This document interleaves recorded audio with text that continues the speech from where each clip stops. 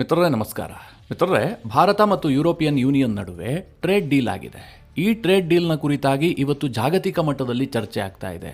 ಭಾರತವೂ ಇದಕ್ಕೆ ಹೈಪ್ ಕೊಡ್ತಾ ಇದೆ, ಅದಕ್ಕಿಂತ ಜಾಸ್ತಿಯಾಗಿ ಯುರೋಪಿಯನ್ ಯೂನಿಯನ್ ಇದಕ್ಕೆ ಹೈಪ್ ಕೊಡ್ತಾ ಇದೆ.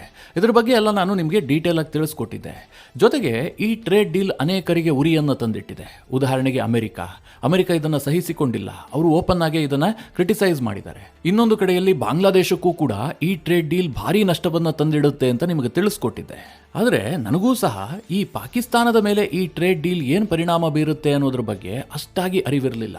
ಪಾಕಿಸ್ತಾನ ಯುರೋಪಿಯನ್ ಯೂನಿಯನ್ ಜೊತೆ ಇನ್ನೇನು ಟ್ರೇಡ್ ಮಾಡಿತ್ತು, ಪಾಕಿಸ್ತಾನಕ್ಕೆ ಈ ಟ್ರೇಡ್ ಡೀಲ್ ಸಂಬಂಧ ಪಡೆದಂತಹ ವಿಚಾರ ಅವರಿಗೇನಿದು ತೊಂದರೆ ಆಗಲಿಕ್ಕಿಲ್ಲ ಅಂತ ನಾನು ಅಂದುಕೊಂಡಿದ್ದೆ. ಆದರೆ ನಿನ್ನೆ ಇದ್ದಕ್ಕಿದ್ದಂತೆ ಪಾಕಿಸ್ತಾನದ ಮಾಜಿ ಕಾಮರ್ಸ್ ಮಂತ್ರಿಯೊಬ್ಬ ಒಂದು ಟ್ವೀಟ್ ಮಾಡಿದ್ದಾನೆ. ಆ ಟ್ವೀಟ್ ನೋಡಿದಂತಹ ಸಂದರ್ಭದಲ್ಲಿ ನನಗೊಂಥರ ಆಶ್ಚರ್ಯ ಆಯಿತು, ಒಂದು ರೀತಿಯಲ್ಲಿ ನಗು ಬಂತು, ಇನ್ನೊಂದು ರೀತಿಯಲ್ಲಿ ಒಳಗೊಳಗೆ ಖುಷಿ ಆಯಿತು. ಯಾಕೆ ಕೇಳಿದ್ರೆ, ಇನ್ನೇನು ನಾವು ಆಪರೇಷನ್ ಸಿಂಧೂರ ಮತ್ತೊಂದು ಮಗದೊಂದು ಅಂತ ಹೇಳಿ ಬ್ರಹ್ಮೋಸನ್ನೆಲ್ಲ ಪಾಕಿಸ್ತಾನದ ಮೇಲೆ ಪ್ರಯೋಗ ಮಾಡೋದೇ ಬೇಡ, ಅದಕ್ಕೆಲ್ಲ ಖರ್ಚು ಮಾಡೋದೇ ಬೇಡ. ಪ್ರಧಾನಿ ನರೇಂದ್ರ ಮೋದಿ ಅವರು ಕೇವಲ ಒಂದು ಸಹಿ ಹಾಕುವ ಮೂಲಕ ಇಡೀ ಪಾಕಿಸ್ತಾನವನ್ನು ಕತ್ತಲೆಯಲ್ಲಿ ಮುಳುಗಿಸಿದ್ದಾರೆ. ಪಾಕಿಸ್ತಾನದಲ್ಲಿ ಕೋಟ್ಯಾಂತರ ಮಂದಿಯ ಜಾಬ್ ಈಗ ಅತಂತ್ರವಾಗಿದೆ. ಮಿತ್ರರೇ, ಈ ಕೋಟಿ ಸಂಖ್ಯೆಯನ್ನೆಲ್ಲ ಹೇಳದಂತಹ ಸಂದರ್ಭದಲ್ಲಿ ಈತ ಏನೋ ವೈಭವೀಕರಿಸ್ತಾ ಇದ್ದಾನೆ ಅಂತ ಅಂದುಕೊಳ್ಬೇಡಿ. ಇದನ್ನ ಪಾಕಿಸ್ತಾನದ ಮಾಜಿ ಸಚಿವ ಹೇಳ್ತಾ ಇದ್ದಾನೆ. ಪಾಕಿಸ್ತಾನದಲ್ಲಿ ಕೋಟ್ಯಾಂತರ ಜಾಬ್ಗಳು ನಷ್ಟ ಆಗುತ್ತೆ. ಭಾರತ EU ನಡುವಿನ ಈ ಟ್ರೇಡ್ ಡೀಲ್ ಪಾಕಿಸ್ತಾನವನ್ನ ಮುಗಿಸೇ ಬಿಡ್ತು ಅಂತ ಹೇಳಿ ಆತ ಬೊಬ್ಬೆ ಹಾಕಿದ್ದಾನೆ. ಕೇವಲ ಆತ ಮಾತ್ರ ಅಲ್ಲ, ಪಾಕಿಸ್ತಾನದ ಸರ್ಕಾರವೂ ಕೂಡ ಇದನ್ನ ಓಪನ್ ಆಗಿ ಒಪ್ಕೊಂಡಿದೆ. ಮಿತ್ರರೇ, ಸಾಮಾನ್ಯವಾಗಿ ಒಂದೇ ಕಲ್ಲಿನಲ್ಲಿ ಎರಡು ಹಕ್ಕಿ ಹೊಡೆಯೋದು ಅನ್ನುವಂಥ ಮಾತನ್ನ ಬಳಸ್ತಾ ಇರ್ತೀವಲ್ಲ, ಇದು ಎರಡು ಹಕ್ಕಿ ಅಲ್ಲ. ಒಂದೇ ಕಲ್ಲಿನಲ್ಲಿ ಪಾಕಿಸ್ತಾನ ಬಾಂಗ್ಲಾದೇಶವನ್ನ ಎಲ್ಲಾ ರೀತಿಯಲ್ಲೂ ಭಾರತ ಹೊಡೆದು ಹಾಕಿಬಿಟ್ಟಿದೆ. ಇಡೀ ಭಾರತೀಯರಿಗೆ ಇದು ಬಹಳ ಇಂಟ್ರೆಸ್ಟಿಂಗ್ ವಿಚಾರ, ಬಹಳ ಇಂಪಾರ್ಟೆಂಟ್ ವಿಚಾರವೂ ಕೂಡ ಹೌದು. ಈ ಬಗ್ಗೆ ಈ ವಿಡಿಯೋದಲ್ಲಿ ನಿಮಗೆ ಡೀಟೇಲ್ ಆಗಿ ತಿಳಿಸ್ಕೊಡ್ತೀನಿ. ನೀವು ಈ ವಿಡಿಯೋನ ಕೊನೆವರೆಗೂ ಮಿಸ್ ಮಾಡದೆ ನೋಡಿ. ಪಾಕಿಸ್ತಾನ ಇವತ್ತು ವಿಶ್ವದ ಬಿಕಾರಿ ದೇಶಗಳನ್ನು ಪಟ್ಟಿ ಮಾಡಿದ್ರೆ ಅದರಲ್ಲಿ ನಂಬರ್ 1 ಸ್ಥಾನವನ್ನು ಅಲಂಕರಿಸುವಂತಹ ಒಂದು ದೇಶ. ಇದೇ ಕಾರಣದಿಂದಾಗಿ ಭಾರತ ಮತ್ತು ಯುರೋಪಿಯನ್ ಯೂನಿಯನ್ ನಡುವೆ ಆದಂತಹ ಟ್ರೇಡ್ ಡೀಲ್ ಇದೆಯಲ್ಲ, ಇದು ಪಾಕಿಸ್ತಾನಕ್ಕೆ ಏನು ಸಂಬಂಧಪಟ್ಟಂತಹ ವಿಚಾರ ಅಲ್ಲ. ಇದರಿಂದ ಪಾಕಿಸ್ತಾನಕ್ಕೇನೋ ದೊಡ್ಡ ಮಟ್ಟದ ನಷ್ಟ ಆಗೋದಿಲ್ಲ ಅನ್ನುವಂಥದ್ದು ಹಲವರ ಭಾವನೆ ಆಗಿತ್ತು. ಯಾವುದೇ ಮಾಧ್ಯಮಗಳು ಕೂಡ ಅದನ್ನು ಫೋಕಸ್ ಮಾಡ್ತಾ ಇರಲಿಲ್ಲ. ಯಾಕೆ ಕೇಳಿದ್ರೆ, ಇದೊಂಥರ ಇಮಾಮ್ ಸಾಬ್ರಿಗೂ ಗೋಕುಲಾಷ್ಟಮಿಗೂ ಏನು ಸಂಬಂಧ ಅನ್ನುವ ರೀತಿಯಲ್ಲಿತ್ತು. ಪಾಕಿಸ್ತಾನ ಒಂದು ಬಡ ಬಿಕಾರಿ ದೇಶ, ಅವರೇನು ಯುರೋಪಿಯನ್ ಯೂನಿಯನ್ಗೆ ಎಕ್ಸ್ಪೋರ್ಟ್ ಮಾಡೋದಕ್ಕೆ ಸಾಧ್ಯ ಅಂತ.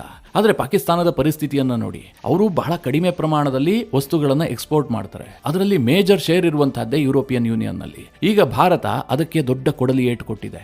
ಇವತ್ತು ಭಾರತ ಮತ್ತು EU ನಡುವೆ ಆದಂತಹ ಟ್ರೇಡ್ ಡೀಲ್ ವಿಚಾರವಾಗಿ ಬಾಂಗ್ಲಾದೇಶ ಭಾರಿ ತಲೆ ಕೆಡಿಸ್ಕೊಳ್ಳೇಬೇಕು. ಅವರಿಗೆ ಅಂತಹ ಏಟನ್ನು ಕೊಡೋದಕ್ಕೆ ಭಾರತ ಸಜ್ಜಾಗಿ ನಿಂತ್ಕೊಂಡಿದೆ. ಕಾರಣ ಏನು ಕೇಳಿದ್ರೆ, 2024-25ನೇ ಸಾಲಿನಲ್ಲಿ ಬಾಂಗ್ಲಾದೇಶ ಒಟ್ಟು $19.71 ಬಿಲಿಯನ್ ಮೊತ್ತದ ಟೆಕ್ಸ್ಟೈಲ್ ಉತ್ಪನ್ನಗಳನ್ನು ಯುರೋಪಿಯನ್ ಯೂನಿಯನ್ ದೇಶಗಳಿಗೆ ಎಕ್ಸ್ಪೋರ್ಟ್ ಮಾಡಿದೆ.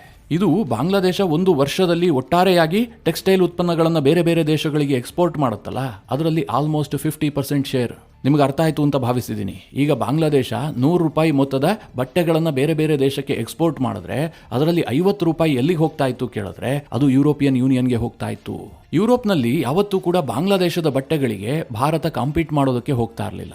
ಇದಕ್ಕೆ ಕಾರಣ ಇಷ್ಟೇ, ಭಾರತದ ಬಟ್ಟೆಗಳಿಗೆ ಯುರೋಪ್ನಲ್ಲಿ 12% ಟ್ಯಾರಿಫ್ ಬೀಳ್ತಾ ಇತ್ತು. ಹೀಗಾಗಿ ಬಾಂಗ್ಲಾದ ಟೆಕ್ಸ್ಟೈಲ್ ಉತ್ಪನ್ನಗಳು ಯುರೋಪ್ನಲ್ಲಿ ಕಡಿಮೆ ದರಕ್ಕೆ ಸಿಗ್ತಾ ಇತ್ತು, ಜನ ಅದನ್ನೇ ಕೊಳ್ತಾ ಇದ್ರು.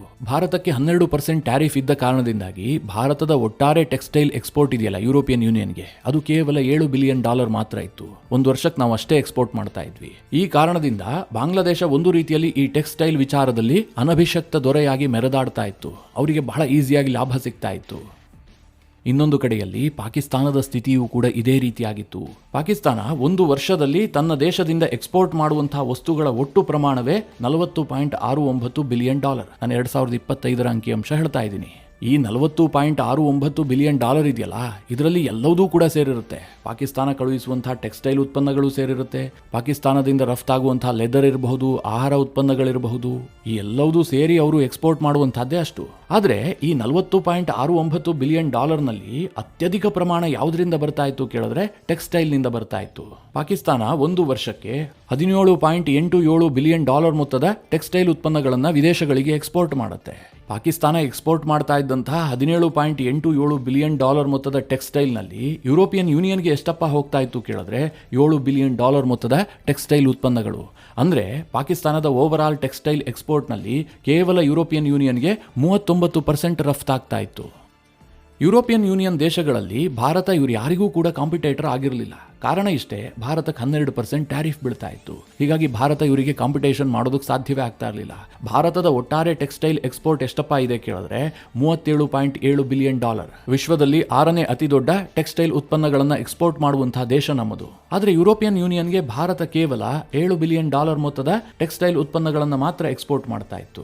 ಈಗ ಟ್ರೇಡ್ ಡೀಲ್ ಕಾರಣದಿಂದಾಗಿ ಭಾರತದ ಟೆಕ್ಸ್ಟೈಲ್ ಉತ್ಪನ್ನಗಳಿಗೆ ಯುರೋಪ್ನಲ್ಲಿ 0 ಟ್ಯಾರಿಫ್ ಆಗುತ್ತೆ. ಹೀಗಾಗಿ ಬಾಂಗ್ಲಾದೇಶದ ಬಟ್ಟೆಗಳು ಯಾವ ದರಕ್ಕೆ ಸಿಗುತ್ತೋ ಅದಕ್ಕಿಂತ ಕಡಿಮೆ ದರದಲ್ಲಿ ಭಾರತದ ಬಟ್ಟೆಗಳು ಯುರೋಪಿಯನ್ ಯೂನಿಯನ್ ದೇಶಗಳಲ್ಲಿ ಸಿಗ್ತವೆ. ಹಾಗೆ ಪಾಕಿಸ್ತಾನಕ್ಕೂ ಕೂಡ ಸೇಮ್ ಪ್ರಾಬ್ಲಮ್ ಎದುರಾಗುತ್ತೆ. ಪಾಕಿಸ್ತಾನ ಮತ್ತು ಯುರೋಪಿಯನ್ ಯೂನಿಯನ್ ನಡುವೆ GSP+ ಅನ್ನುವಂತಹ ಒಂದು ಒಪ್ಪಂದ ಇತ್ತು.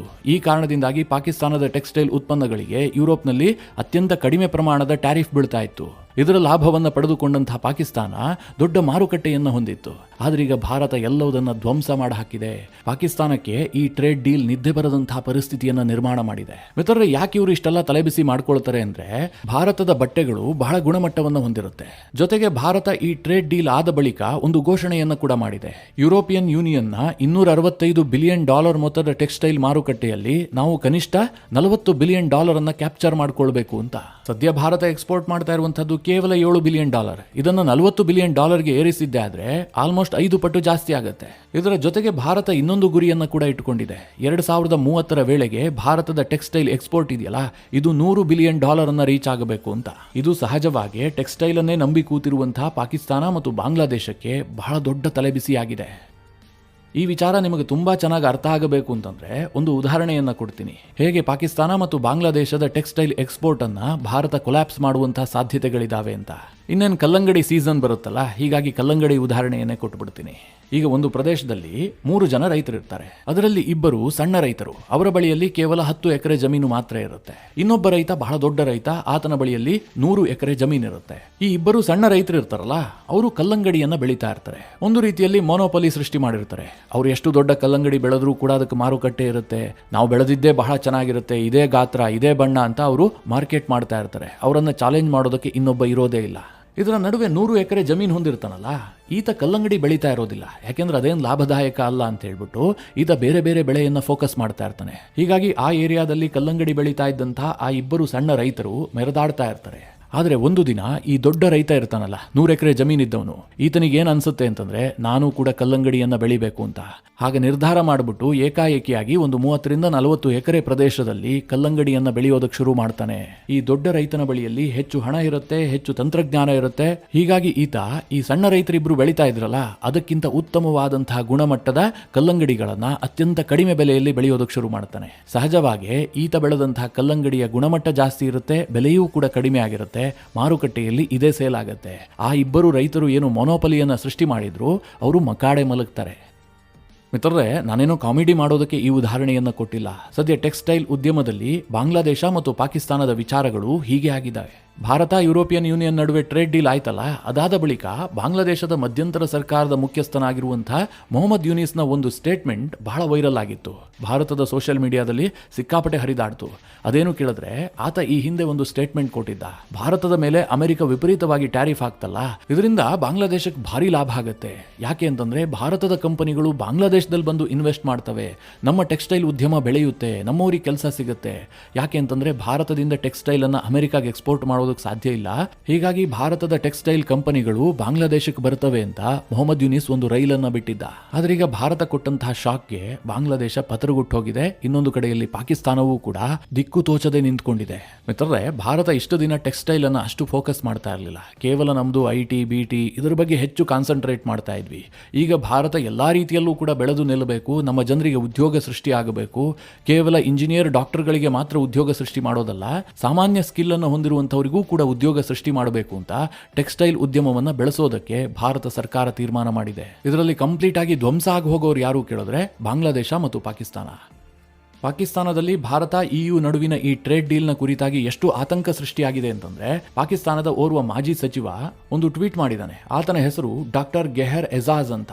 ಆತ ಹೇಳಿರೋದೇನು ಕೇಳಿದ್ರೆ, ಇವತ್ತು ಭಾರತ ಮತ್ತು ಯುರೋಪಿಯನ್ ಯೂನಿಯನ್ ನಡುವೆ ಆದಂತಹ ಟ್ರೇಡ್ ಡೀಲ್ನಿಂದಾಗಿ ಪಾಕಿಸ್ತಾನದ $9 ಬಿಲಿಯನ್ ಮೊತ್ತದ ಎಕ್ಸ್ಪೋರ್ಟ್ ಬಹಳ ರಿಸ್ಕ್ನಲ್ಲಿದೆ. ಪಾಕಿಸ್ತಾನದ ಸರಿಸುಮಾರು 1 ಕೋಟಿ ಉದ್ಯೋಗ ಡೋಲಾಯಮಾನವಾದಂತಹ ಪರಿಸ್ಥಿತಿಯನ್ನು ತಲುಪಿದೆ ಅಂತ ಆತ ಟ್ವೀಟ್ ಮಾಡಿದ್ದಾನೆ. ಮಿತ್ರರೇ, ಪಾಕಿಸ್ತಾನದಲ್ಲಿ ಇರೋದೇ 24 ಕೋಟಿ ಜನ. ಅದರಲ್ಲಿ 1 ಕೋಟಿ ಜನರ ಉದ್ಯೋಗಕ್ಕೆ ಕುತ್ತು ತರುವಂತಹ ಒಂದು ಟ್ರೇಡ್ ಡೀಲ್ ಅನ್ನ ಭಾರತ ಮಾಡಿಕೊಂಡಿದೆ ಅಂತಂದ್ರೆ ಇದಕ್ಕಿಂತ ದೊಡ್ಡ ಅಣುಬಾಂಬ್ ಏನಾದರೂ ಬೇಕಾ? ಇಲ್ಲಿ ಭಾರತದ ಟ್ರೇಡ್ ಡೀಲ್ನಿಂದಾಗಿ ಪಾಕಿಸ್ತಾನದ ಟೆಕ್ಸ್ಟೈಲ್ ಉದ್ಯಮಕ್ಕೆ ಮಾತ್ರ ಹೊಡೆತ ಬೀಳ್ತಾ ಇಲ್ಲ. ಅವರು ಯುರೋಪಿಯನ್ ಯೂನಿಯನ್ಗೆ ಇತರೆ ಚಿಕ್ಕ ಪುಟ್ಟ ವ್ಯಾಪಾರವನ್ನ ಕೂಡ ಮಾಡ್ತಾರೆ. ಉದಾಹರಣೆಗೆ ಹೇಳಬೇಕು ಅಂತಂದ್ರೆ ಪಾಕಿಸ್ತಾನ ಯುರೋಪಿಯನ್ ಯೂನಿಯನ್ಗೆ ಲೆದರ್ ಅನ್ನ ಎಕ್ಸ್ಪೋರ್ಟ್ ಮಾಡುತ್ತೆ, ಹಾಗೆ ಕೆಮಿಕಲ್ಸ್ ಅನ್ನ ಎಕ್ಸ್ಪೋರ್ಟ್ ಮಾಡುತ್ತೆ, ಜೊತೆಗೆ ಮರೀನ್ ಪ್ರಾಡಕ್ಟ್ಸ್ ಅನ್ನ ಕೂಡ ಎಕ್ಸ್ಪೋರ್ಟ್ ಮಾಡುತ್ತೆ, ಅಂದ್ರೆ ಸಮುದ್ರ ಉತ್ಪನ್ನಗಳು. ಇಷ್ಟು ದಿನ ಪಾಕಿಸ್ತಾನಕ್ಕೆ ಭಾರತದಿಂದ ಈ ಎಲ್ಲ ಎಕ್ಸ್ಪೋರ್ಟ್ಗೆ ಯಾವುದೇ ರೀತಿಯಲ್ಲೂ ತಲೆಬಿಸಿ ಇರಲಿಲ್ಲ. ಯಾಕೆ ಕೇಳಿದ್ರೆ ಭಾರತದ ಲೆದರ್ಗೆ ಯುರೋಪಿಯನ್ ಯೂನಿಯನ್ ನಲ್ಲಿ 17% ಟ್ಯಾರಿಫ್ ಬೀಳ್ತಾ ಇತ್ತು, ಹಾಗೆ ಭಾರತದ ಕೆಮಿಕಲ್ಸ್ಗೆ 12.8% ಟ್ಯಾರಿಫ್ ಬೀಳ್ತಾ ಇತ್ತು. ಅದೇ ರೀತಿಯಾಗಿ ಭಾರತದ ಸಮುದ್ರ ಉತ್ಪನ್ನಗಳಿಗೆ ಯುರೋಪಿಯನ್ ಯೂನಿಯನ್ ನಲ್ಲಿ ಬರೋಬ್ಬರಿ 26% ಟ್ಯಾರಿಫ್ ಬೀಳ್ತಾ ಇತ್ತು. ಈಗ ಇದೆಲ್ಲದಕ್ಕೂ ಕೂಡ ಟ್ರೇಡ್ ಡೀಲ್ ನ ಭಾಗವಾಗಿ 0 ಟ್ಯಾರಿಫ್ ನಲ್ಲಿ ಭಾರತಕ್ಕೆ ವ್ಯಾಪಾರ ಮಾಡೋದಕ್ಕೆ ಅವಕಾಶ ಸಿಗುತ್ತೆ. ಅಂತಹ ಸಂದರ್ಭದಲ್ಲಿ ಪಾಕಿಸ್ತಾನ ಭಾರತದ ಎದುರು ನಿಲ್ಲೋದಕ್ಕೆ ಸಾಧ್ಯವಾ? ಇವತ್ತು ಪಾಕಿಸ್ತಾನಕ್ಕೆ ಚೈನಾ ನಂತರ ಯುರೋಪೇ ಅತಿದೊಡ್ಡ ಟ್ರೇಡಿಂಗ್ ಪಾರ್ಟ್ನರ್. ಅಂತಹ ಪಾಕಿಸ್ತಾನಕ್ಕೆ ಚಿನ್ನದ ಮೊಟ್ಟೆ ಇಡುವಂತಹ ಕೋಳಿಗೆ ಭಾರತ ಈಗ ಗುನ್ನ ಹೊಡೆದಿದೆ. ಸದ್ಯ ಪಾಕಿಸ್ತಾನದ ಮಾಧ್ಯಮಗಳಲ್ಲಿ ಇದು ವಿಪರೀತವಾಗಿ ಚರ್ಚೆ ಆಗ್ತಾ ಇದೆ. ಪಾಕಿಸ್ತಾನದ ವಿದೇಶಾಂಗ ಇಲಾಖೆಗೆ ಪಾಕಿಸ್ತಾನದ ಮಾಧ್ಯಮಗಳು ಈ ಬಗ್ಗೆ ಪ್ರಶ್ನೆಯನ್ನ ಕೂಡ ಮಾಡಿದವೆ.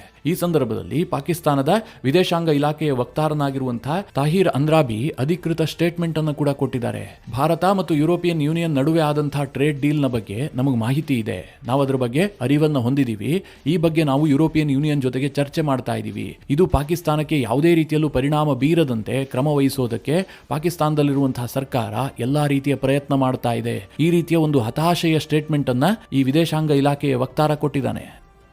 ಅಲ್ಲಿಗೆ ಮಿತ್ರರೇ, ಪಾಕಿಸ್ತಾನ ಈಗಾಗಲೇ ಭಿಕ್ಷಾಪಾತ್ರೆಯನ್ನು ಹಿಡ್ಕೊಂಡು ನಿಂತಿದೆ. ಪಾಕಿಸ್ತಾನದ ವಿದೇಶಿ ಸಾಲ ಅವರ GDPಗೆ ಮ್ಯಾಚ್ ಆಗ್ತಾ ಇಲ್ಲ.